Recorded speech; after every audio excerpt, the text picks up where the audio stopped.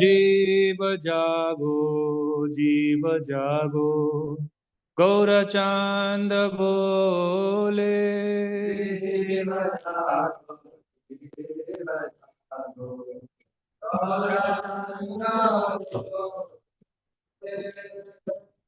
कोटा निद्रा जाओ माया पिशाचिर कोले।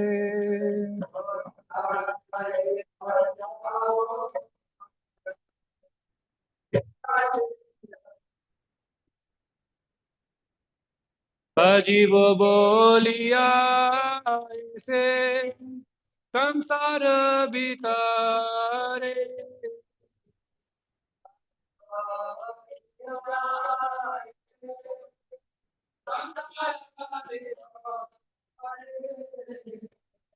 बोलिया रोहिंदे तुम्ही अविद्यार भारे।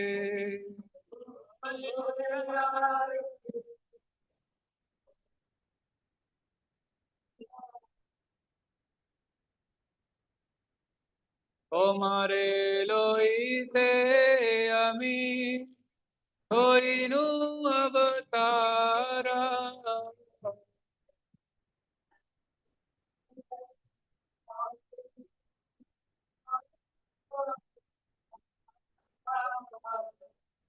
स्वामी बिना बंधु आर के आचे तुम्हारा।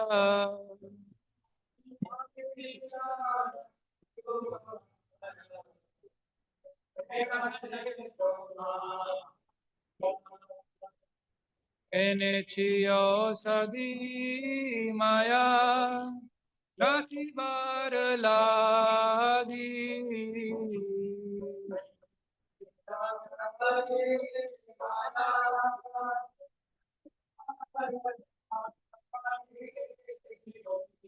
हरि नाम महामंत्र लाओ तुम्ही मांगी।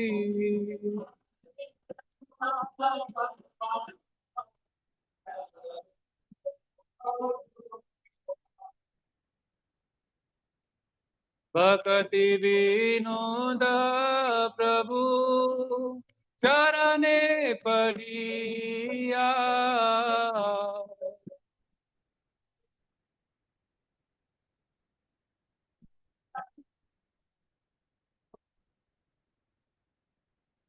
हरि नाम मंत्र लाइलो मांगिया।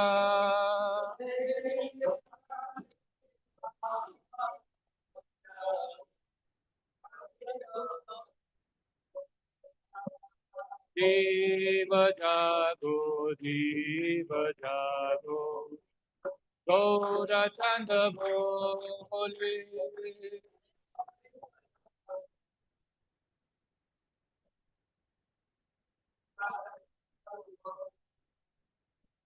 जीव जागो जीव जागो गौरचंद बोले।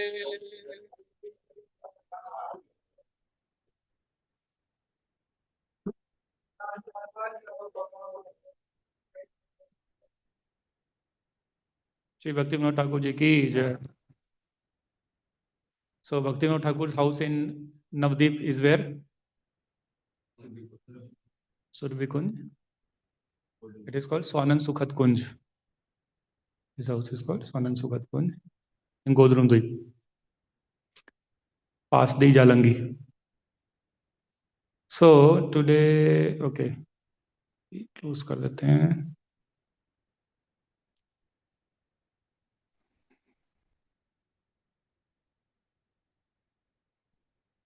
Hare Krishna.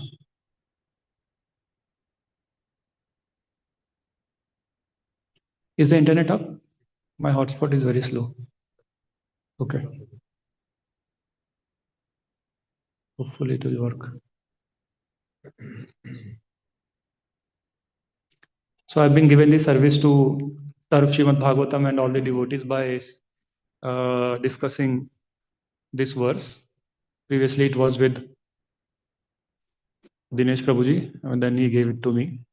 I would also like to ask apologies for not following Prabhupada's standard on clean shaving and all. So I didn't get time. I will do it today. So Zoom, yes. Zoom. कहाँ पे भेजो?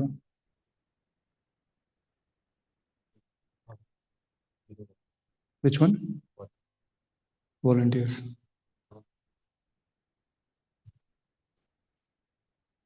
Actually, इसमें आता नहीं announcement. Somebody will have to send me individually. Okay. While you are sending, I will start.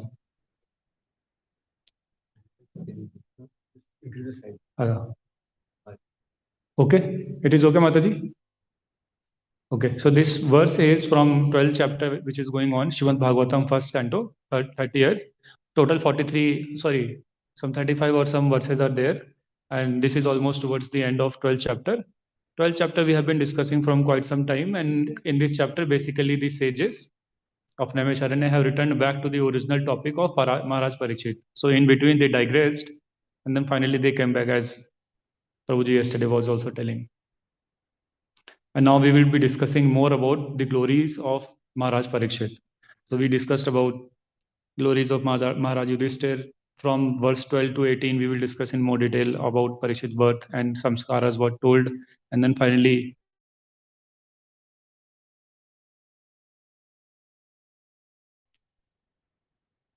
Om Namo Bhagavate Vasudevaya. Om Namo Bhagavate Vasudevaya. Om Namo Bhagavate Vasudevaya.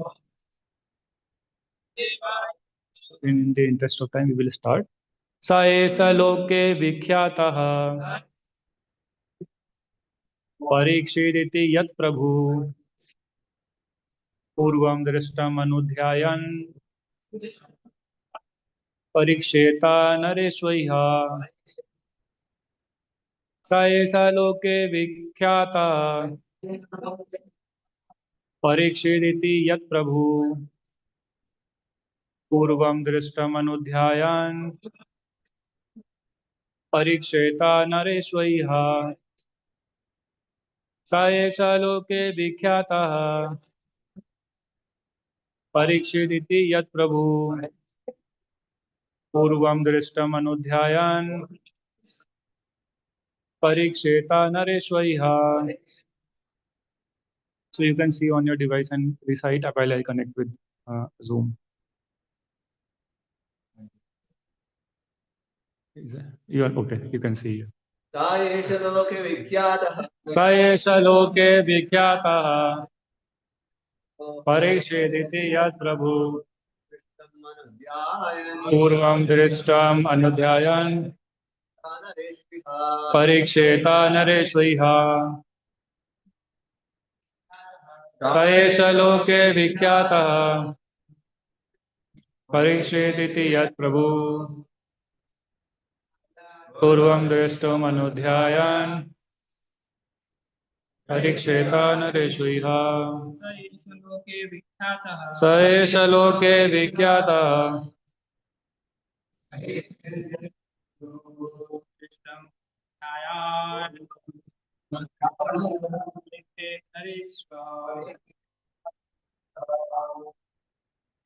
One second, Mataji.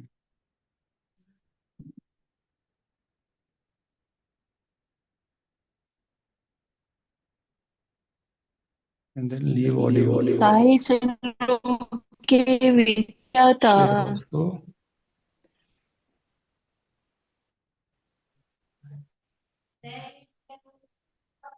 Sa esha loke vikhyata Parikshiditi yat prabhu Purvam drishtam anudhyayan Pariksheta nareshvaiha. Word meaning. Sa, he, eshaha, in this, in this loke world vikhyatah famous parikshit one who examines iti thus yat what prabhu o my king purvam before drashtam seen anudhyayan constantly contemplating pariksheta shall examine nareshu unto every man the here. Translation and purport by His Divine Grace A.C. Bhaktivedanta Swami Śrīla Prabhupāda ki jai. So his son would become famous in the world as Parikshit, examiner, because he would come to examine all human beings in his search after that personality whom he saw before his birth. Thus he would come to constantly contemplate him.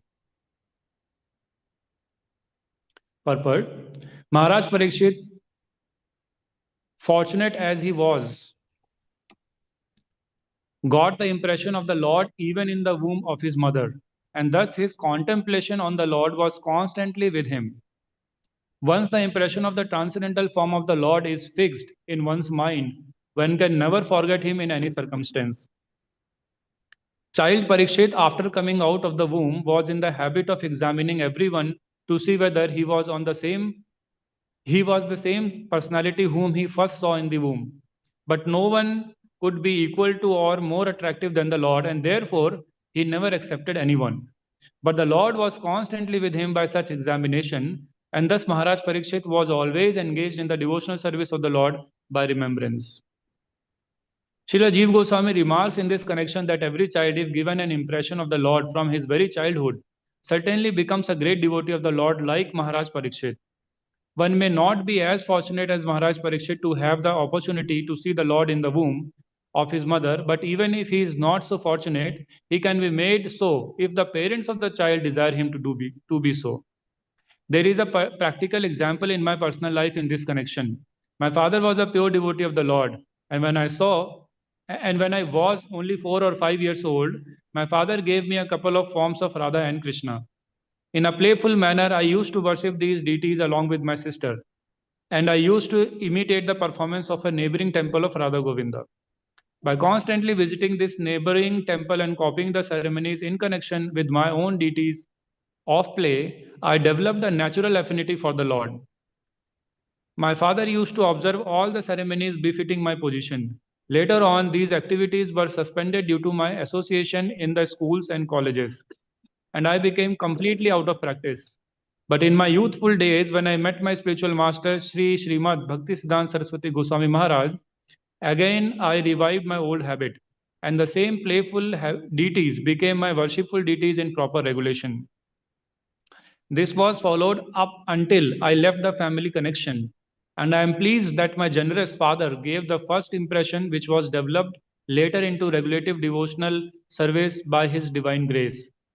Maharaj Prahlad also advised that such impressions of a godly relation must be impregnated from the beginning of childhood, otherwise one may miss the opportunity of the human form of life, which is very valuable, although it is temporary like others. Om Agyantimirandasya Jnananjanashalakaya Chakshurunmilitam Yena Tasmai Shri Gurave Namaha. Shri Chaitanya Manobhishtam Sthapitam Yena Bhutale Swayam Rupa Kadamayam Dadati Swapadantikam Vandeham Shri Guru Shri Yuta Padakamalam Shri Gurun Vaishnavamsha Shri Rupam Sagrajatam Sahagan Raghunathan Vitam Tam Sajivam Sadvaitam Savadhutam Parijan Saitam Krishna Chaitanya Devam Shri Radha Krishna Padanam Sagana Lalita Shri Vishakan Vitamsha Namo Vishnu Padaya Krishna Prestaya Bhutale Srimate Bhakti Vedanta Swaminiti Namine Namaste Saraswate Deve Gauravani Pracharine Nirvishesha Shunyavadi Pachat Deshatarine नमो महावदन्याय कृष्ण प्रेम प्रदायते कृष्णाय कृष्ण चैतन्य नामने गौरतुषे नमः। कृष्ण करुणा सिंधु दीनबंधु जगत्पते गोपेश गोपिका कांत राधा कांत नमस्ते। तप्त कांचन गौरांगी राधे वृंदावनेश्वरी वृषभानुसुते देवी प्रणमामि हरिप्रिये। वाञ्छाकल्पतरुभ्यश्च कृपा सिन्धुभ्य एव च पतितानां पावनेभ्यो वैष्णवेभ्यो नमो नमः। जय श्री कृष्ण चैतन्य प्रभु नित्यानंद श्री अद्वैत गदाधर श्रीवासादि गौर भक्त वृंद। हरे कृष्णा कृष्णा कृष्णा हरे हरे हरे राम राम राम हरे हरे। मुखं करोति वाचालं पांगुं लंघयते गिरिं तत्कृपातमहं वन्दे श्रीगुरुदीनतारिणं परमानन्दमाधवं श्रीचैतन्य ईश्वरं। नमस्ते अलग्रा नमस्ते मूसलयुधा नमस्ते रेवतीकांता नमस्ते भक्तवत्सला नमस्ते धारिणीधारा नमस्ते बलनम श्रेष्ठ प्लम्बर नमस्ते स्वयं मां कृष्ण पूर्वज।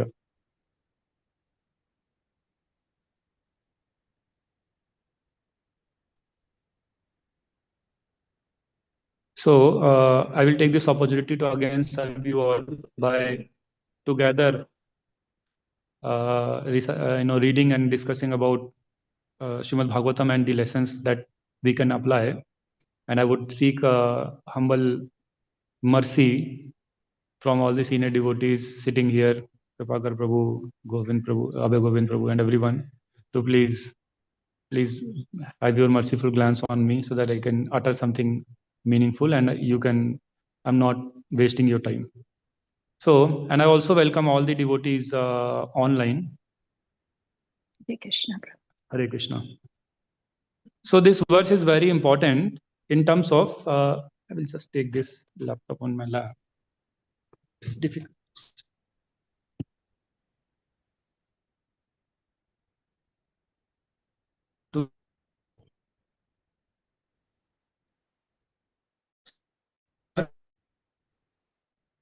Multiple concepts being talked about. So first concept is impression. 4 concepts are talked about in this verse, and they are some of them are repeated throughout Bhagavatam, and some of them are very particular to some episodes. Like I will talk about Maharaj Priyavrat, then Agnidhar, then Nabhi.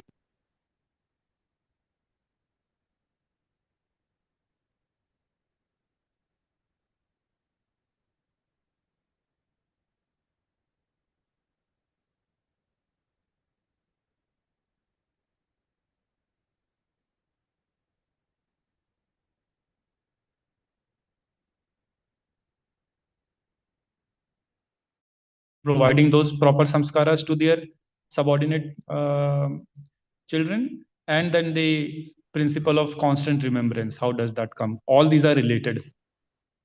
And this verse, Śrīla Prabhupāda, as we read in the purport also, he has given his personal account of how he got the sanskaras, and he's calling his father his divine grace because he endowed Śrīla Prabhupāda with the initial sanskaras. So we will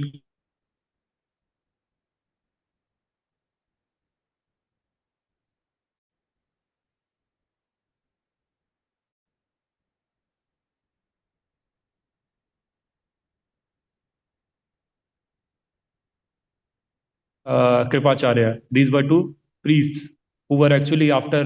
Dhaumya was actually priest of Pandavas from initial only. Kripacharya he was Kuru priest, but then he became Pandava priest because after the war, they were the only ones left, right? And therefore, that is how. Dhaumya actually also accompanied Pandavas in the exile. Rishi Dhaumya, he was along with them, and he was actually guiding them with principles and with right behavior and everything from initial only. And Kripacharya, as we know, he came out of one Apsara. He was a son of an Apsara, and then later on he was adopted by Maharaj Shantanu, and then he became the guru and the so he was a fighter Brahmana. So he used to guide the Pandavas and the Kurus in the same manner. Later on, he became the advisor of the Pandavas. So it is told over here in the 12 to 18, there are multiple concepts told. One of the concepts told is the importance of a good ruler.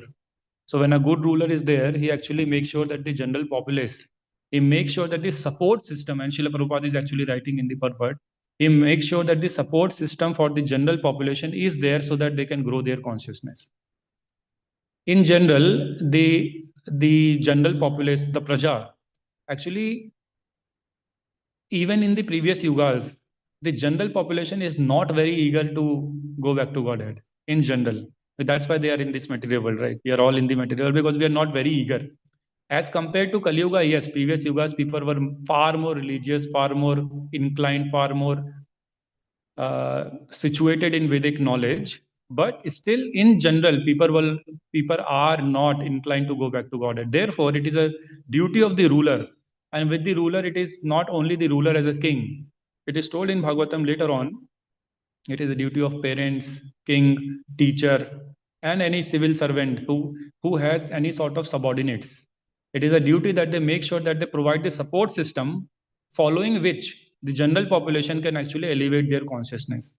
As we were discussing some other day, that there are, when Krishna says that there are 400 types of human beings, these human beings are actually, humans, these are actually on the basis of their consciousness of how their consciousness is developed in understanding the Bhagavad Tattva. That is how the consciousness levels are defined. And then he also defines there are different broad categories in which these can be grouped: Mukulit, Sankuchit, semi-blossomed, blossomed, and completely closed, like that. He's giving different categories in which this consciousness can be categorized. So therefore, the duty of the ruler is actually to make sure that he provides ample amount of opportunity to his subordinates so that they can also grow. Gradually and gradually, their consciousness can blossom in the sense that they are more and more they are more and more prone to understand the Krishna consciousness, the science of Krishna consciousness. That is the ruler. And therefore, in 2.40, it is also told, Neha bikramo na swasti pratyaya na vidyate swalpam api asya dharmasya trayate mahto bhayat. So if somebody is able to elevate their consciousness even little bit, and they even do small devotional service in Krishna consciousness, then they are freed from the highest danger. What is the highest danger? Gliding down in the lower species and then going back into the cycle of birth and death. So it is told, even if somebody performs little devotional service, and somewhere else also it is, when the qualities of devotional service are being glories of devotional service are being told, it is told that this path of devotional service, of loving service to Krishna, is so secure that even if somebody runs on it or walks on it with closed eyes, there is no danger, like that. It is also told we can walk on it with closed eyes. So therefore, any small amount of service done is actually an eternal asset of the living entity, and therefore the rulers or the superior should actually make sure, like a parent should make sure, that in their house they provide a proper atmosphere that actually enables the children in the home to naturally do progression. Because otherwise, organically, they are not willing. Nobody is willing to do going back to Godhead. Even though we are devotees, but if one time one senior devotee was asking, if right now Yamraj or Vishnu Dutas or somebody comes and asks, are you ready to go back home? Most of us may hesitate because we are so much attached to the body. It will be very difficult to say yes. Theoretically, we can think, हाँ मैं बोल दूंगा, but it will be very difficult. Like in the yatra, the story that we saw, and then he later on, Brij Krishna Prabhu asked, how many of you are ready? Actually, most of them were truthful. They said no. So that is how it is. This is how the bondage and the attraction to the body, and subtle body and gross body happens, right? And therefore, it is important to provide the support system so that naturally people grow. Naturally, like it is an elevator. So people who are weak, who are disabled, who cannot ride the stairs, for them elevator is given. You just stand at one place, it will take you up. Like that, this whole Vedic setup of the society done by the ruler in the sense the superior, has to be done in such a way that they do little devotional service and they are saved from trate mehto bhayat. They can be saved from the ultimate downfall. In the same way, in Bhagavatam, actually, we saw a lot of stories and instances, and character has been discussed about many godly rulers, as I was talking about. Swayambhu Manu, then Brahmaji Swayambhu Manu, then Priyavat Maharaj, then his descendants are given Uttanpad Maharaj, Priyavat Maharaj, Prithu Maharaj, Maharaj Sibi, and then Maharaj Yudhishthir, Parikshit Maharaj, going on, right? Like that. Then in 10th canto, we talk about the Nand Maharaj, what kind of ruler he was. Like that, there are a lot of, and then on the contrary also, we are given the whole spectrum, the positive side and the negative side. Kamsa, Hiranyakashipu, Vena, King Vena, and all those things are given. So over there, it is told that these kings were actually exactly like parents to their praja, and they used to make sure that, in fact, in the 5th canto, when it is being described about Prithu Maharaj, it is told that Prithu Maharaj was so conscious of taking care of his subordinates that he would actually go and also make sure that their property is properly divided. So he would personally go and divide the property. So there is a sloka actually that says about, he used to draw, this is your, that's it. Like that, he used to actually tell everyone. And this is the care and love, the depth of love and care that a superior should have for his subordinate. Even in our devotee circle, when we are given in charge of some devotees, that, okay, these are some devotees you should take care. Like that also, we should be very, very, considerate. In English, it is called considerate. We should be very, sensitive about their situation. Their mental, their physical, their psychological, their psychophysical, their professional, their social. We should be actually have 360-degree view of someone. If we will not be considerate that way, we will actually end up telling them something that is not natural for them. And therefore, the growth may be very either slow, or they may, sometimes people also leave because of improper supervision. Like that. So we have to actually understand a person's 360-degree view. And that leader is the best kind of leader that understands everything. Śrīla Prabhupāda, if you see, when he went to America and when he was coaching, especially personally mentoring these hippies, he used to take care of every aspect of their life, not only spiritual. He didn't say just chant Hare Krishna and everything will be no. If so, Brahmanand Maharaj, when he came, he was a teacher, right? When he joined, before that. And you should take care that you should do your job properly, so that whatever salary you get, you invest that properly. So he used to guide everyone personally, that how you take care of your family, of your job, when to leave job, when to not leave job. Prabhupada was obviously an expert person in every field, but we have to actually also learn on the same footsteps and guide people in the same mindset, not only spiritual, because all these are related. If somebody's material life is suffering, you cannot ask him to sit silently and chant Hare Krishna. It will not be possible. Moreover, if somebody's body is not proper, let's say somebody is having a lot of gas, and you ask him, Prabhu, why do you sleep in chanting? Then it is, his conditioning is like that. So we have to understand somebody's conditioning as well. So therefore, in Delhi, in Brahmachari Ashram, Mohan Prabhu has made sure that everybody gets. There is actually a very famous Babaji outside of Vrindavan. The place is called Hodal, and the Ayurvedic doctor is very famous in Delhi. So Mohan Prabhu personally calls him to Brahmachari Ashram, and he makes sure that everybody gets his medicine. And he has actually prescribed some specific kind of diet that every Brahmachari should take. Only boiled chapati, boiled lauki, boiled turoi. And everybody has to eat, and he personally goes to every room and sees whether they are eating any fried or not, especially in festivals. After festivals, we have a lot of, especially in big temples like East of Kailash, like prasadam is flowing like rivers. After the bhoga, chappan bhoga is offered to the Lord, then where it goes, nobody knows. As soon as it comes out of altar, it goes to all devotees. One who prepared the Matajis, second the Brahman initiated devotees who are in charge of kitchen, then brahmacharis. Everybody is like, this is my part, right? And it is good also because they have attraction for the prasadam. It is also going to even eventually it is going to elevate their consciousness. But the point is the body is not ready. The body is not getting elevated. So therefore, if we eat a lot of sweet, lot of sugar and white sugar, as Brij Krishna Prabhu was telling on Sunday as well, we have to actually take care of the body. So therefore, if we are mentoring someone and we see they are sleeping, sorry, they are sleeping in chanting, then we have to actually understand why they are sleeping. And Mahaprabhu Prabhu is very strict about it. We have to understand why. Is he not sleeping on time? Is he seeing too much screen time because of the rays and all? You will not get good sleep. Is he not reading properly? Is he having some gas problem or not?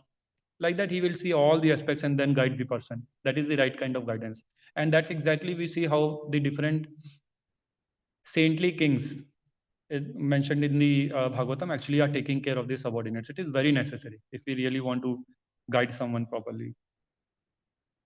In fact, Prithu Maharaj, in one of the instances in 41830, it is told that he also took personal endeavor to go and level the fields wherever it was not. He used to personally go and level it so that it can be conducive for agriculture and general people can actually use it for their benefit. Right? This is not a work of a king. He can give direction to anyone and they can do. But they personally went and see. And therefore, we see leaders who are very much personally involved are very successful. They're very successful leaders in Krishna consciousness also. Then we also talked about from 12 to how much time? Okay. From 12 to 18 sloka in 12th chapter, we also talked about astronomical calculations. And in fact, in many places, when a great devotee is born, you see always the astronomical positioning of the planets is talked about. So why it happens is like astronomical positioning is actually a circumstance of somebody's past deeds. So depending upon what kind of soul is coming into the garbha, so he will come according to that circumstances. So for example, if you want to invite someone who is very important in your center, in our center, then you will have to see right time, right place, right pariphernalia, right ways to welcome him, like that. So when great personalities come, all these material arrangements are done to welcome them in this. But however, for normal people, according to our previous karma, like if our previous life, what kind of sanskaras we have gathered, what kind of karmic actions we are carrying in our subtle body, according to that, we will get a particular kind of womb to situated. So there are a lot of, and we will talk about Garbhadhan, why it is important, though it is a Nityanand Sava topic, but all Gaurang Sava devotees are here. So, but we should touch base on that. We will touch base, and I can also take. I can, upon the guidance, can take a separate Garbhadhana section. There is a book actually, very beautiful book called Garbhadhan.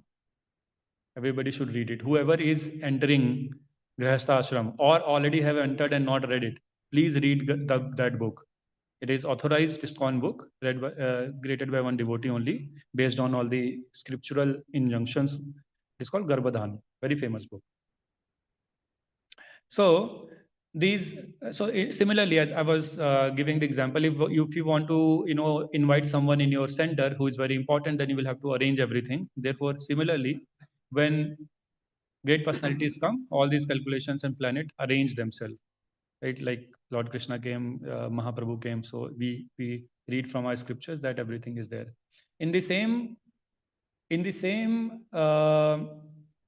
relation, actually Narad Muni has also given one very important vidhi, which is called Pancharatrika vidhi.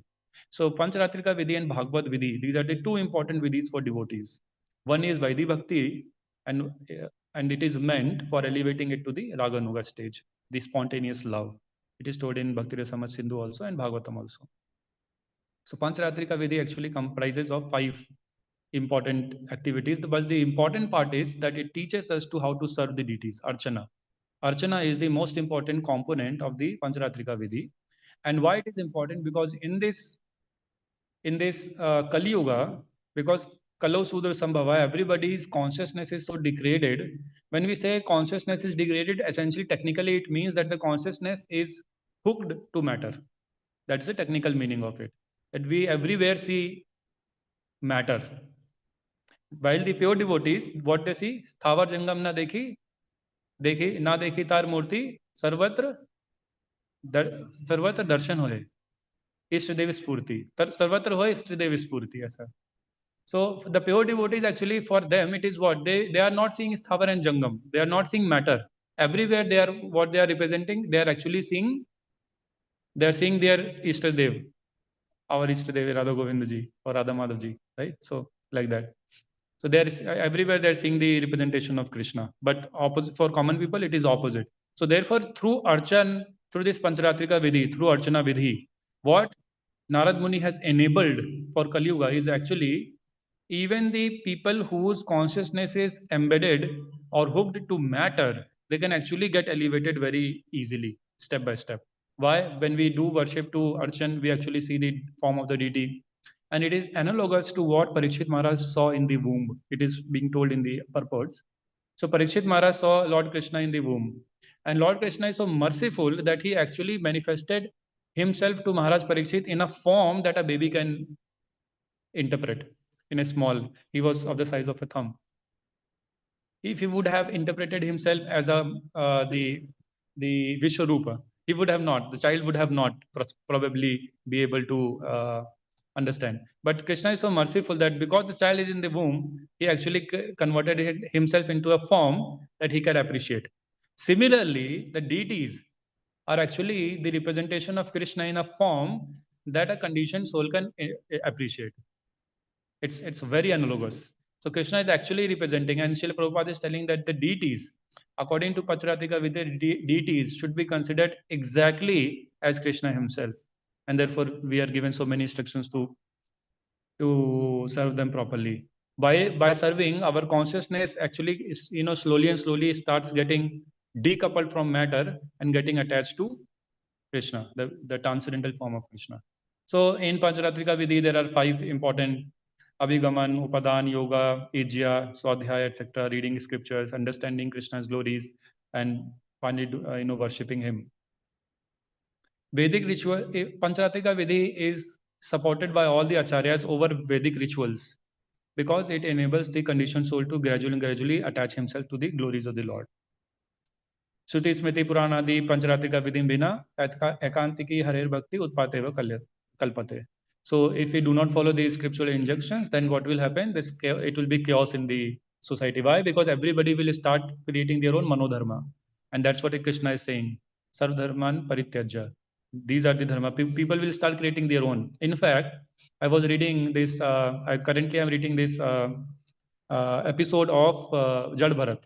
So in Jad Bharat episode, 5th canto, Jad Bharat episode, when the dacoits took Jad Bharat and they tried to kill, and then goddess Kali, Bhadrakali came out, and then she used the same sword and severed the head of all the dacoits. After that, actually, in the purport, Śrīla Prabhupāda is writing this very important factor that these dacoits actually created their own manodharma of getting one human being and sacrificing it to goddess Kali. It was nowhere, Śrīla Prabhupāda is writing, it is nowhere mentioned that somebody can sacrifice a man for whatever reason, whether it is he's intelligent or he's not intelligent. It is written, right? They were looking for a person who is very strong, but who is like an animal. Pashuvat. They were looking for someone. And then they saw Jad Bharat, who was enlightened, but he was acting as if he was an animal, dumb from outside. And therefore, because they were fools, they cannot see the real position of a Vaishnava. They took Jad Bharat as a Pashuvat, human being, and then they decide, fed him properly, gave him nice dress, garlanded him, smeared his body with sandalwood, and then finally they were going to sever or offer him to Goddess Kali. And then Goddess Kali came and severed everyone. And then Śrīla Prabhupāda is writing that, so this is why we have to follow the authorized process of elevation, of worshipping, of sacrificing. Authorized process should be followed. Otherwise, we will create our own manodharma, like they created, dacoits. We will also start creating our own. And therefore, Ekantiki Harer Bhakti Utpateva Kalpate. There will be chaos. So this is one Pancharatrika Vidhi's glories also mentioned in that connection. And then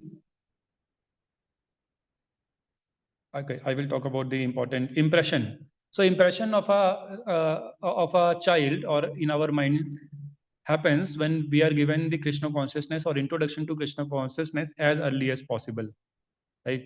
And we have read in last time also we were discussing 2.63 and 2.64.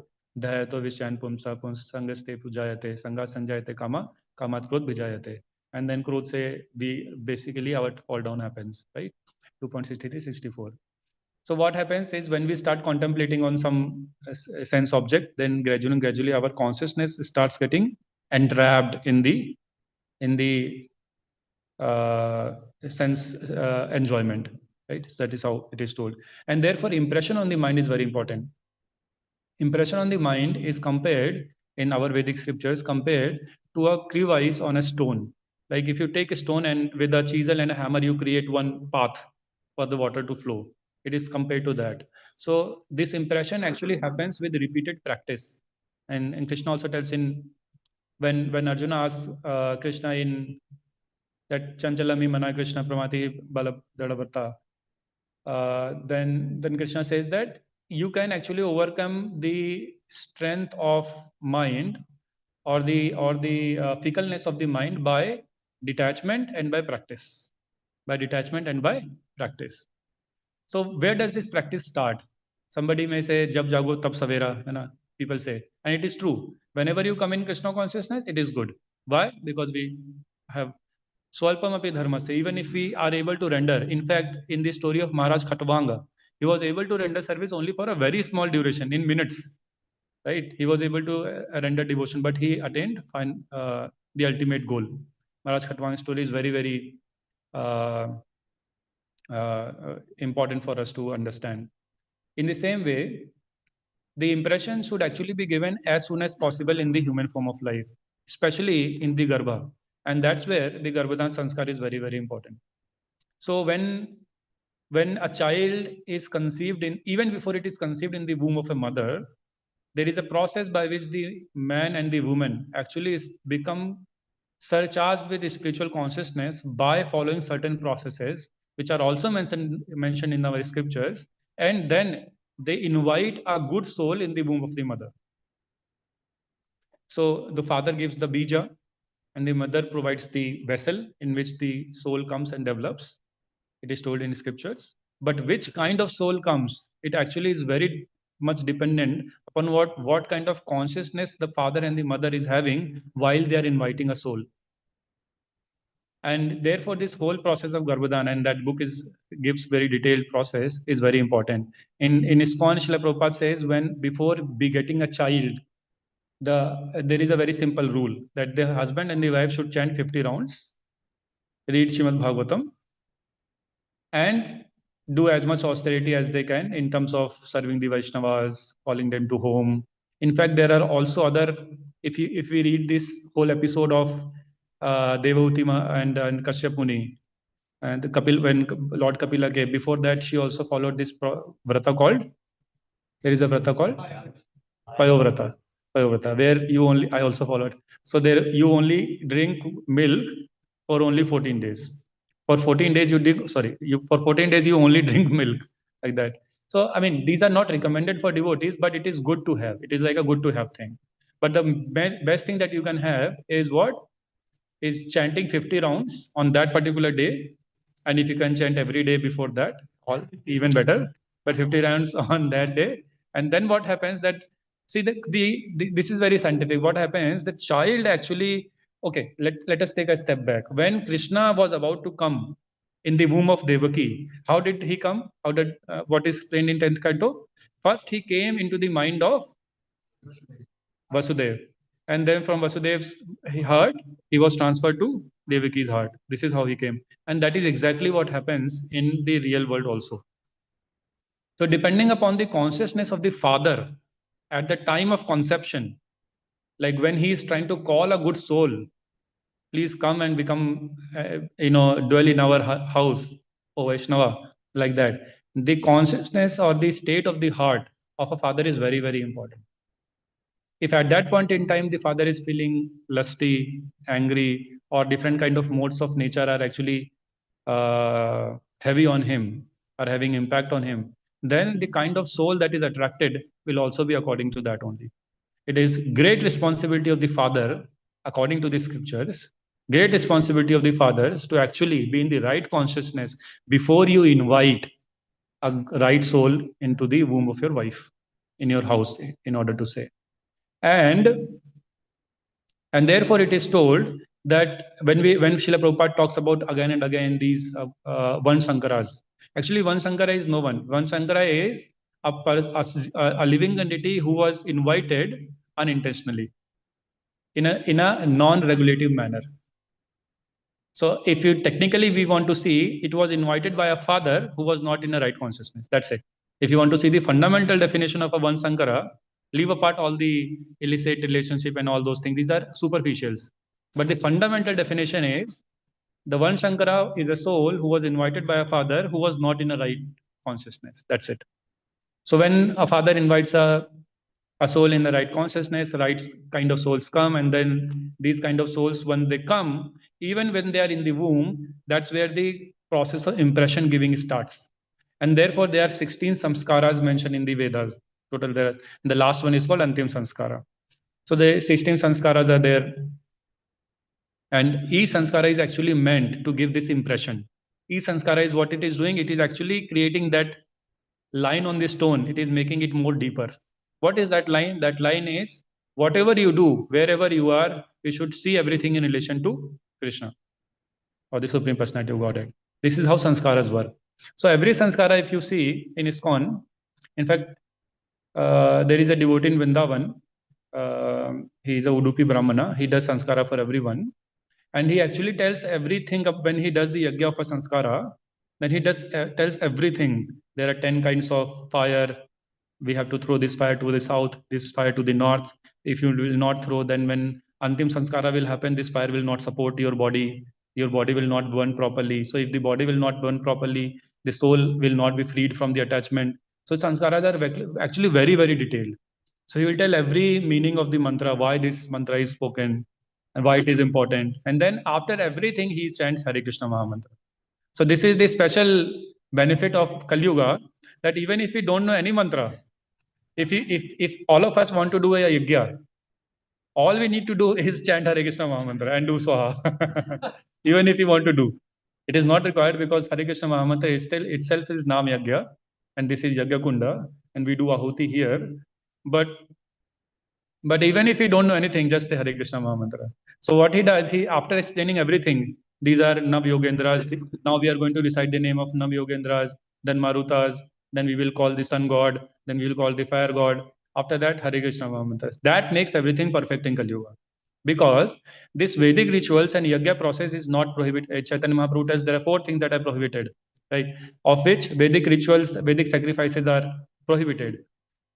It is prohibited because there are no qualified brahmanas and there are no qualified ingredients, and there is no proper vidhi to be for the yajnas to be done properly.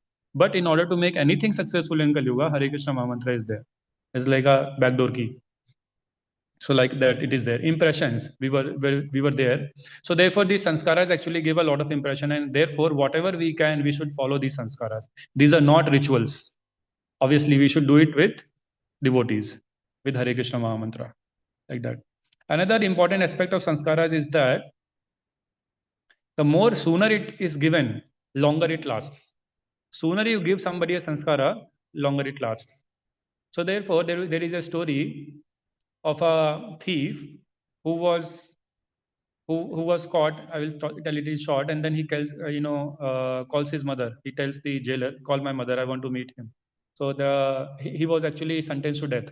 So his desire was, "I want to meet my mother." And then the mother came, and then he hugged the mother, and then he bit the ear of the mother. The reason is, he told that whenever I used to do any mischief or any bad activity or sinful activity, my mother used to always encourage me more and more. And that became a sanskara in myself. And therefore, now I'm in a position that I'm going to be hanged. And therefore, she is responsible for that. And that is true. Parents are responsible for all the consequences that children get. So, and therefore, it is told, yam yam yapi smaran bhavanta jante ante kalevaram. So, the kind of consciousness that we will be developing, it will actually manifest itself more and more in heavier way and even until we reach the point of death. Okay, so this we have talked about. So therefore, we should actually reflect at this point in time. Śrīla Prabhupāda is writing in one of the purports. Actually, the devotees should also reflect themselves at this point in time. What is the most prominent sanskara or impression in our minds? So example is given. Okay, so an example is given that sometimes parrot may also chant Hare Krishna Mahamantra. No? Parrot may also chant Hare. If you teach him, he will chant. But when a cat will come and it will when it will hold the neck of the parrot, what it will chant? It will chant ka ka. Prabhupada tells. So like that. But so because he's just doing it superficially, although that is also beneficial. That is also beneficial, but he's only doing superficial. Therefore, at this point in time, whatever is the most prominent impression on our mind, when the death comes, actually that will only happen. No matter how much we are, wearing, dhoti kurta and doing tilaka and doing everything, but if we are not doing with right consciousness, then it eventually ends up happening what? If we are not doing for the right cause, that is the ultimate pleasure of the Supreme Personality of Godhead, then ultimately it happens for Shramevi Kevalam. It ends up happening that. And therefore we should also always contemplate is point in time pe what is my most prominent samskara in my mind, like that. There is a story of, I will tell you short. There is a story of this boatman and a professor. You might have heard. There is a lot of drama being done in different temples on this. So there was a professor who was on a boat, and the boat was in the middle of the lake or whatever. And then there was a hole in the boat, and the water starts coming in. And the professor told, actually before the water start coming in, professor was making fun of the boatman. Do you know quantum theory? Do you know this? Do you know that? Your life is a waste. Your life is a waste. Your life is a waste. And then when water start coming in, then ultimately the boatman started him. They asked the question, "Do you know how to swim?" And the professor said no. Then the boatman told, "Your life is a waste." Because now all your quantum theory, all your information, all your material education, all your knowledge of the matter is not going to save you. So we can draw an analogy from this story to our human life, that even if we do a lot of things, either materially we become very powerful, very famous, very beautiful, very insentient, very and wealthy, right? All these things, all these 6 opulences we get in great degree. But even if we are not, developing the ruchi towards the Hari Katha, then ultimately it will become Shramevi Kevalam, like that. So this is how it is. There is a last concept that is being talked about is the constant remembrance, which is Smaranam. Smaranam is actually a direct, Mahaprabhu Prabhu tells, is actually a direct consequence or a byproduct of what? Good Shravanam. If we hear carefully Shravanam and Kirtanam, then Smaranam happens automatically. Sometimes devotees say, Prabhu, if we are chanting, what form of the Lord we should contemplate? We need not contemplate anything. Śrīla Prabhupāda says, you need not contemplate anything. In fact, one devotee asked Prabhupada, my mind is not, cooperating me in chanting. So Prabhupada said, there is no role of mind only. You don't have to employ mind. You have to just chant and hear.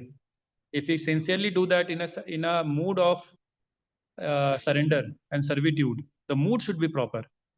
That we are in the service, not as a owner or enjoyer. If we do in the right mood, even if there is no role of mind, if we just hear, gradually everything will happen. Whatever is desired will happen. So constant remembrance is a direct consequence of what? Proper hearing and chanting. So if we do proper kirtan and hearing, automatically Krishna will reveal himself in different formats. And senior devotees have told these formats can be varied. These formats can also be in the form of very good Vaishnava Sangha. So if we are sincere in our kirtan, then we will get very good sincere devotee Sangha as well. And those in that Sangha, what will happen in that devotee association, we will actually grow very fast. That is also one of the ways in which Krishna manifests himself. Like the remembrance, that will also happen. And then the other way is what? Deities. We will be able to serve the deities even better. We will be able to chant even better, do Nagar Sankirtan better. When we are reading Śrīmad-Bhāgavatam or Bhagavad Gita, Shri Radha Madhav ki jai, Shri Gaur Nitai ki jai, Jagannath Baldev महारानी की जय, नरसिंह देव प्रहलाद महाराज की जय, नित्य सिद्ध पंच तत्व की जय, वंदे देवी तुलसी महारानी की जय.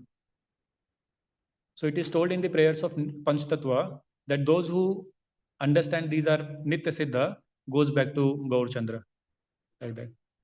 So whenever we chant Panch Tattva, we should see in that consciousness. I just remembered. So like that remembrance is there. Remembrance actually is also a function of sincerity. Śrīla Prabhupāda is writing, how sincere a person is in terms of doing his sadhana, remembrance will follow according to that. And therefore, yam yam yapi smaram bhava. The degree to which, and there is another sloka where the degree to which we reciprocate to Krishna in terms of sincere service, in the same degree he also manifests or reveals himself to the devotee, like that. So we are going to distribution. I see Prabhu doing a lot of distribution, going to everyone on the road, highways. People are ignoring, people are saying, they don't see, sometimes they also look at you like you are some gone person, like that. But it is a huge service that we are doing. Obviously we are doing sincerely. If we are doing it in the right mood, then Krishna will be very, very pleased like that. And Śrīla Prabhupāda has told, those who do book distribution, at the end of the life, I will come personally to take them to back to Godhead. And therefore, doing book distribution is a very important component of remembrance. It actually is a manifested service of remembrance. Why? When we do book distribution, we are always remembering one thing. What? We have to distribute Krishna's message to everyone. Right? So this is also, we are directly remembering Krishna. And for Śrīla Prabhupada, in fact, for Bhakti Siddhanta Maharaj, book distribution was very, very crucial. He was so happy. Even if somebody went and outside and distributed few pamphlets, he was so happy with him. Similarly, Śrīla Prabhupada also, he borrowed the same mood. So whatever time permits, whatever energy permits, whatever our schedule permits, we should always do book distribution. It is not only about December. Even if later on also we are having time, we should take some devotees, go on the road and start doing distribution. Not only for the reason that we are following Prabhupada and attracting Prabhupada's mercy and Acharya, Vartaman Acharya Vrinda, Purvarti Acharya Vrinda, mercy on us. We are also actually practically going through a very scientific process of ego cleansing. So when we go for book distribution, actually our ego gets, battered left, right, and center, right? So we are ignored by women, which is the highest ignorance that a person can feel. क्या नहीं चाहिए आज आ जाते हैं कहाँ से, like that. So for young men, being ignored by women is like a Mount Prabhu used to say, when somebody used to come back and say, Prabhu, आज तो कुछ भी नहीं हुआ. But did you feel any sort of humility from women? So that is the greatest pain that he was worried for new devotees, of course. So he was just humorously giving an example like that. But the fact is that actually when we do book distribution, our ego gets cleansed. And therefore, when our ego or ahankar gets cleansed, we transition from false ego to true ego, then actually when we come back and we will notice that next morning when we will chant Hare Krishna Mahamantra, it will be far better. Far better. Why? Because we have attracted the mercy. Our anarthas, they subsided or they reduced, and our ego also got cleansed. So now when we will chant Hare Krishna Mahamantra, we will be able to chant in far better mood of appreciation, of surrender, of servitude, like that. So more distribution, more elevation, like that. Then there is a lot that has been sent on remembrance. I actually created notes of C.C. Madhya Leela. Chaitanya Mahaprabhu is talking about that devotional service actually arouses more and more eagerness in a devotee to hear about the glories of the devotees and the Lord. And then I also created notes from Bhanu Maharaj's one of the lectures on this same verse. Actually gave a very beautiful lecture, very humorous as he is. So he gave very good example, and then I will close. So okay, everyone online, this is the last example.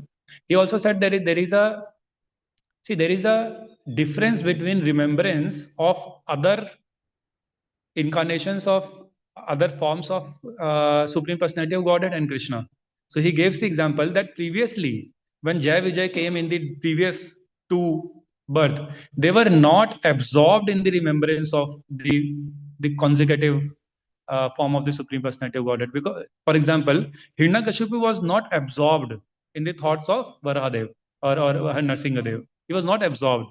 He was always envious and always anti. And he was like, again, Vishnu, this is like a very lowly creature. This is like a always against demons. He's partial and all those things. He was not absorbed. And again, we think about Kumbhakarna and Ravana, they were also not absorbed. They were always against. Ravana used to always chastise Lord Ram, that he's a common man. I will enjoy Sita. Sita is for me, like that. But if we talk about Shishupal and Dantavakra, in some places it is also told Shishupal and Kamsa himself. Although Kamsa was a Kalnemi in his previous life, but somewhere it is told. So, anyways, these, if you see Shishupal from the childhood, he was always thinking about Krishna. He was his nephew, relative, cousin, but they're always talking about Krishna, the qualities of Krishna. The reason Bhanu Maharaj is telling, because Krishna is all attractive. So amongst all the incarnations, actually Krishna is all attractive. Therefore, even the demons, people who were anti, they were also always talking about Krishna. They were absorbed in him. And therefore, the principle of absorption, as we were talking about, should be done in a positive mood. Absorption, Kansa was also absorbed, Dantavakra was also absorbed, Pondrak was also absorbed. He always wanted to be like Krishna. He was also absorbed. And then Shishupal was always, so when he was giving this blasphemy to Krishna, and Krishna gave him the benediction that unless you do 100 blasphemies to me, I will not kill you. See, doing blasphemy is also remembering, no? And he is actually remembering. Acharya has given, for every blasphemy that he has given, Acharya has given a positive side of it. So actually, he was glorifying only Krishna because he's Jai Vijay. So he's glorifying. Outwardly, to demons or to people who are not surrendered, it may seem like he was blaspheming Krishna, like that. So this is the special quality of Krishna, that he even attracts the people who are in the lower consciousness of life. And therefore, he is Rasaraj. He's called Rasaraj. He gives rasa to everyone. So Rasaraj Shri Krishna ki jai. Śrīmad-Bhāgavatam ki jai. I will stop here. If there are any comments, questions, then we can take. It is already 8:40. So if somebody is having office or anything, you can please proceed. Online devotees also, you can either proceed, or if you have any questions, you can let me know. Hare Krishna. Thank you everyone online for patiently hearing me throughout. Hare Krishna, Prabhu. Thank you so much for a wonderful lecture. Yeah, Ekantiki, Hare Bhakti is that there are several meanings that Acharya has given. One of the ways is we don't follow the authorized way of worshipping Krishna. If you have to see the fundamental way, fundamental definition, it is non-authorized manner. And it can manifest in many ways. It can even manifest in the ways when people say, I will go and do, like Bhaktisiddhanta Maharaj has written that song, that Dushtaman Tume Kisher Vaishnav. What he's saying is, you go on a secluded place or a solitary place and you think like that you are doing bhajan, but you are actually only contemplating about sense objects. So this is one of the manifestations of ekantiki. Another manifestation is we don't follow the authorized scriptures or acharyas or superiors, and we create our own interpretations of that. That is also ekantiki. So ekantiki fundamentally means anything that is not authorized by the acharyas, and that may lead to a diversion later on. It may seem like outwardly that we are doing devotional service, but it may end up giving us a result which is not the final fruit of devotional service, which is love of Godhead. That is my understanding. You can add. This is the fundamental definition, I feel like. Yes.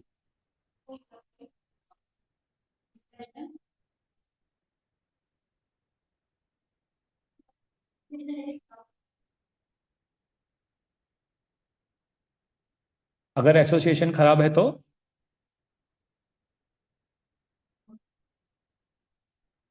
correct. I will tell you. See, I got the point where you are coming from. So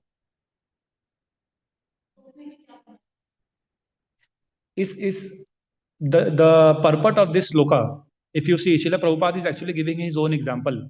He's saying in the childhood, his father engaged him in the worship of the Radha Krishna by giving him a deity, and he used to mimic the nearby temples process, all the rituals. He used to worship deities at home. Later on, he left. When he got into college and school, he left everything. But because the impression was there, it will be revived. So therefore, I was saying the impression, the sooner you give, the better impact it will have. In the midway, it may seem like the person has gone diverged or gone somewhere, but he will return back. And it is actually also true in my case. My parents gave me Krishna consciousness in the childhood. I was always making fun of them. Believe me, I was always making fun of them. क्या एकादशी कर रहे हो, ये सब ढोंग है ना, कुछ खाओ पियो ठीक करो, है ना, like that I used to say. But they used to always feed me prasadam every day. My mother used to cook, my father used to offer, and they used to feed all of us, our siblings. Later and later, when we went to school, college, we never paid any attention. After the school finished, and then I came in association with devotees, like fire it caught. I understood everything like very soon. And then when I look back in retrospective, how this all happened, I can definitely see that it is consequence of me hearing my parents chant Hare Krishna daily and eating prasadam. And they used to hear lecture. Sometimes they used to take us also, right? And I used to sit outside, never used to come inside like that. But I used to go and see deities are very beautiful like that.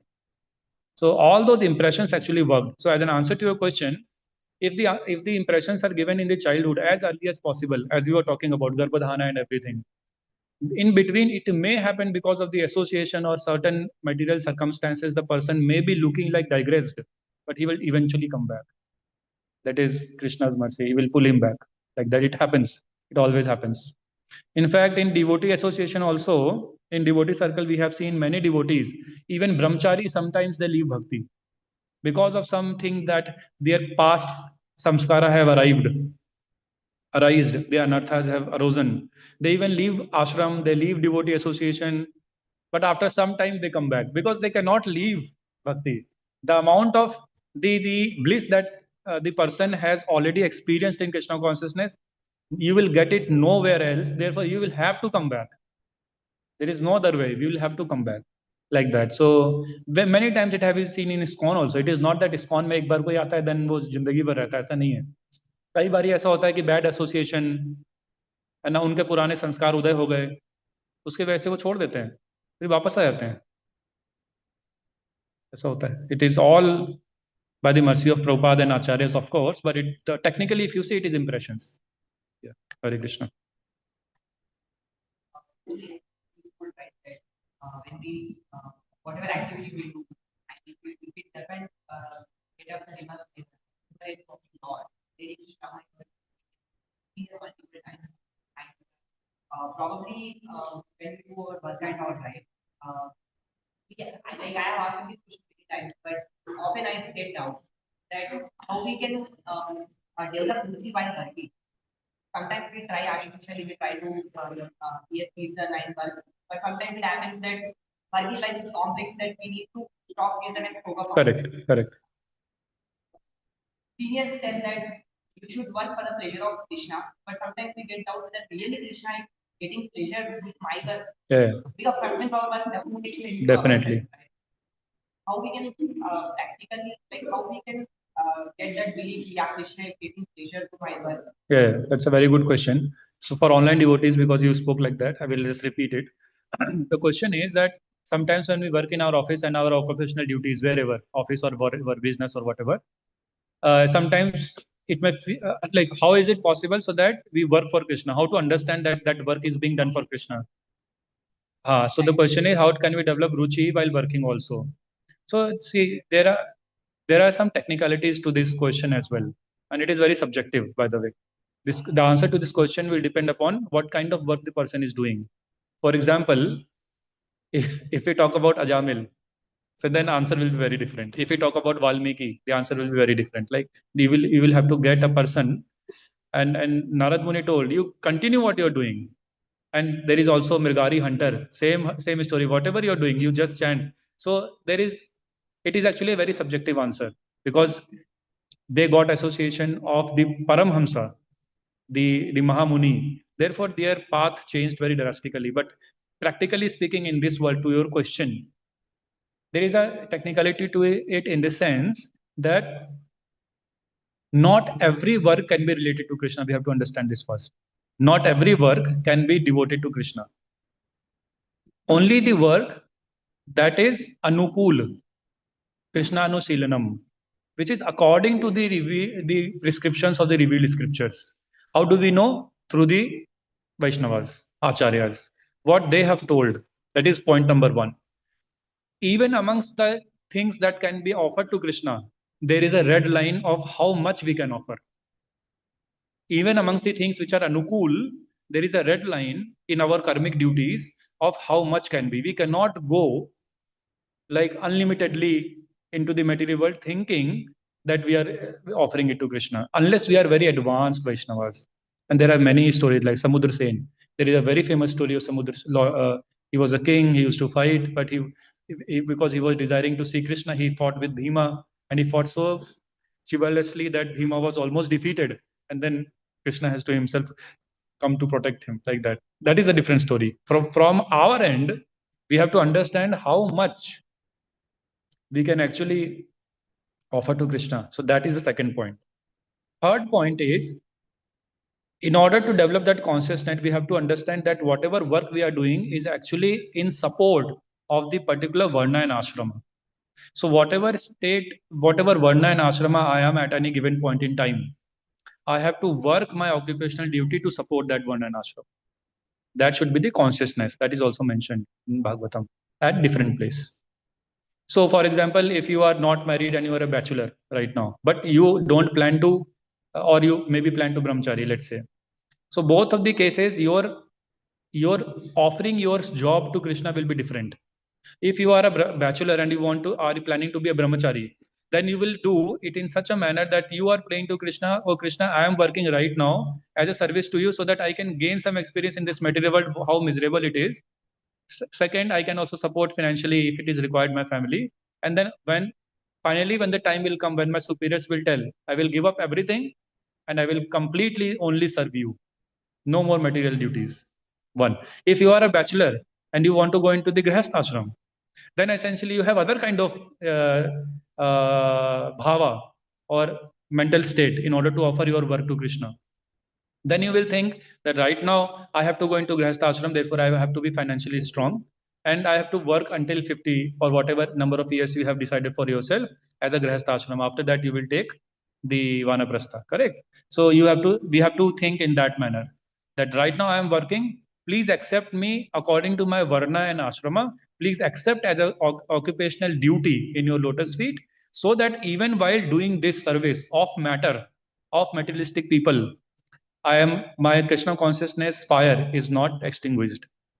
Please accept it so that I am elevated. So the primary motive should always be whether I am growing in Krishna consciousness or not. So the prayer should be like this: according to my Varna and Ashrama, I am offering this because of the circumstances. I have to work like a Sudra.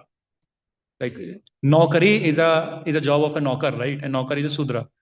So I have to work in these circumstances. But even in these circumstances, I want to grow in Krishna consciousness. Therefore, please accept it as occupational duty of my Varna and Ashrama. That is there. If somebody is beyond this, even higher consciousness, then actually they will do everything directly for Krishna. There have been, for example, there have been Grihasthas like Jayadev Goswami, right? They are very elevated consciousness. They were Grihasthas, but their Grihast Jivan is like Brahmachari, is better than Brahmachari Jivan. Actually, it is far better than that. And there are many devotees in Delhi also. They are married, but they are better than brahmacharis. Maharaj told personally, these are better than. And then we hear the story of Dhanudhar, right? Dhanudas of Sri Vaishnava Sampradaya. Amazing. So, see, it is all about consciousness. It is not about external what we are doing. That has to be the basic principle. And then whatever I told 3-4 points has to be on top of it. The basic principles remain same. Whatever I do, my consciousness should be elevated. If the consciousness is not getting elevated, that's where that sloka comes. that says Shramevi Kevalam. That is the basic principle of why that sloka is told. It is not about externally looking whether you are working as a software coder or a pilot or a rickshaw driver. No. It is about the consciousness. It is getting elevated or not. If there have been stories of this in Udupi, there was a low caste Kanak Das. He was a low caste person. He was not even allowed to enter the temple. But because of he used to sweep the temple and do low level menial job. But because of his consciousness, he was always attached to the Udupi Krishna. He used to watch him. Krishna turned him. We know that story, right? So therefore, it is not about externally what we are doing, in what circumstances we are, in what varna and ashram we are. If we learn this art of offering everything for pleasure of Krishna, like I mentioned, then and by doing that, if our consciousness is elevating, then our work is offering. We have to understand that our work is offering. If that is not happening, and even if I'm a pujari in the temple, then that is also Samevi Kevalam. Even if I am worshipping the deities and my consciousness is not getting elevated, that is, I am not getting rati towards Krishna Katha more and more, towards deities, towards Vaishnavas. Vaishnavas most important in priority. Then, because it is told, Kanishtadhikari, he has the attraction towards deities, but not towards Vaishnavas. So then that is also good. So therefore, highest Vaishnavas.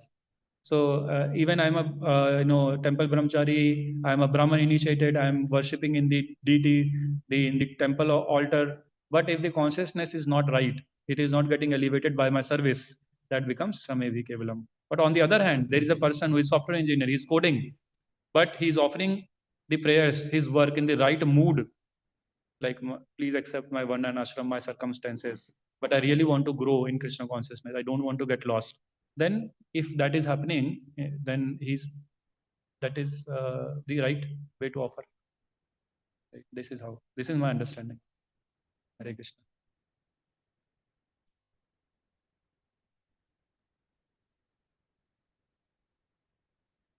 Yes, Shiva Prabhu.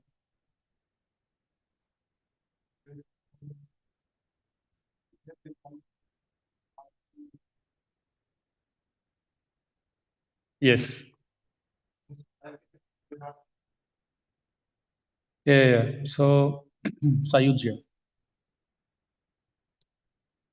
But Bhanu Maharaj is actually telling one more thing, that the third incarnation that they took in this lecture is telling that Shishupala and Dantavakra's position was much more blissful than previous demons. Although they were absorbed in blaspheming, but they actually were relishing, because Krishna is all attractive that they were. Yes, all of them were Jai Vijay. Therefore, ultimately they went back and got instituted in their constitutional position as the servants of Vishnu only. But even while they were doing this leela of performing as a enemy of Krishna Ari, even in that there were other different grades of what kind of bliss they were enjoying with Krishna. In three roles, which role is better? If somebody has to ask, the last one was the better. Like that, Bhanu Maharaj is telling, because Krishna is the summum bonum of all the forms of the Supreme Personality of Godhead, and is Rasa Vigraha, Rasa Raj. So therefore, this third incarnation they took, they were, it was very special comparatively. As an answer to the question, yes, all of them led to the same thing. They merged into the effulgence of Krishna initially, but later on, it is told by the acharyas that later on they got instituted in their constitutional position as the dwarpals, doorkeepers.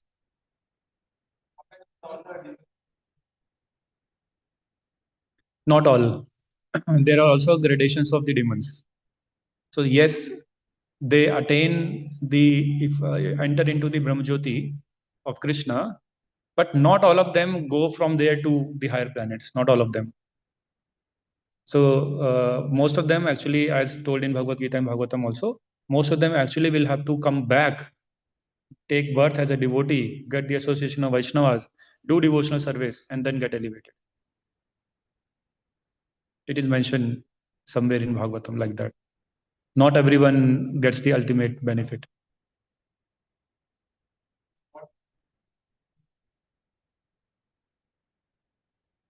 Sorry, repeat.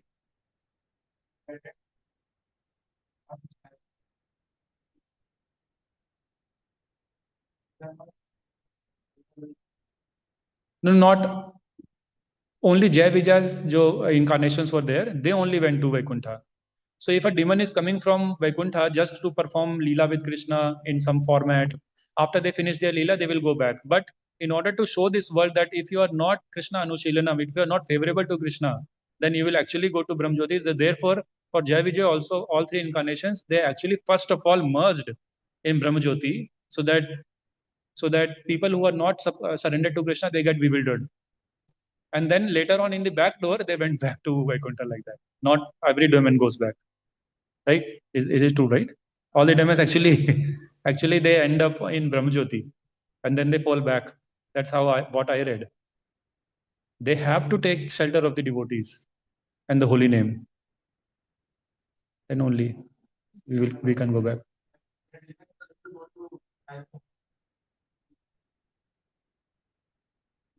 Actually, Prabhupada writes it's also a blessing. Krishna, whether he kills when he kills demons also, it is also a blessing of Krishna. Why? Because their consciousness, because they have been killed by the hands of Krishna, and because Krishna is absolute and perfect. Therefore, Krishna can cause nobody harm. So if any association with Krishna will always result in positive result only. Any association in Krishna will result in positive result, and therefore those who are going to Brahmajyoti as well, actually their consciousness is getting elevated. So when they fall back from Brahmajyoti, they actually come to the womb, like the reverse Garbhadhana of a very of a good devotee or elevated Brahmana or some devotee association like that. They come back and where they can get good support system, conducive environment to practice devotional service.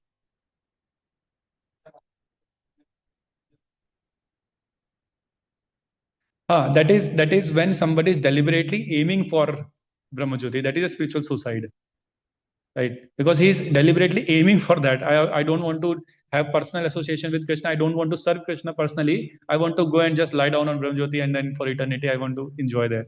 It's like enjoyment mentality. But for someone who is like in a very gross, a very low level of consciousness, being killed by Krishna and rising their consciousness to level of Brahmajyoti, directly from lowest to highest, and not highest minus 2 or 3, whatever, right? It is a great benediction. It is a great benediction. And from there, they come back in the association of devotees, maybe, or in a Brahmana family, then they get that opportunity to practice like that.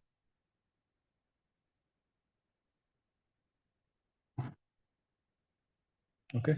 Thank you, Prabhu. Hare Krishna. Grantaraj Śrīmad-Bhāgavatam ki jai. Jagat Guru Śrīla Prabhupāda ki jai. Thank you everyone for joining. Online devotees also, please accept my humble obeisances. Vancha kartarubhya kripa sindhubhya eva cha. Patitanam pavanebhyo vaishnavebhyo namo namaha. Hare Krishna. From leadership is